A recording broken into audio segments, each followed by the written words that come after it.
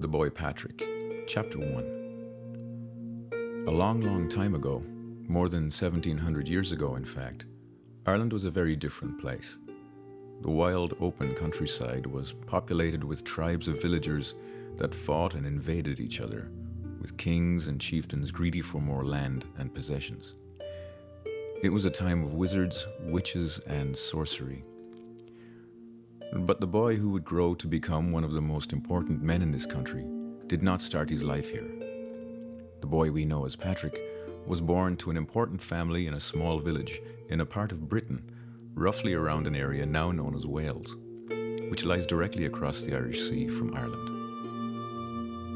Patrick's father was an important nobleman who worked for the government, and he provided well for his family.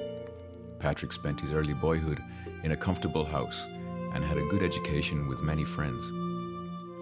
It was not until Patrick set foot in Ireland that he was to discover how harsh and unpleasant life could really be. Spending his time surrounded by friends and family, Patrick's childhood was a happy one, and he seemed to have a bright future ahead of him. He spent his days enjoying the countryside around him, as well as the nearby beaches and coastline looking out onto the Irish Sea. He knew little or nothing of what lay across the blue water, and he most certainly did not know how that across its waves, far off over the horizon, great danger was lurking. One night, as Patrick and the whole village lay sleeping, out of the inky dark came a group of cold-hearted and vicious marauders. They came with chains and shackles, brandishing knives that glinted in the dark.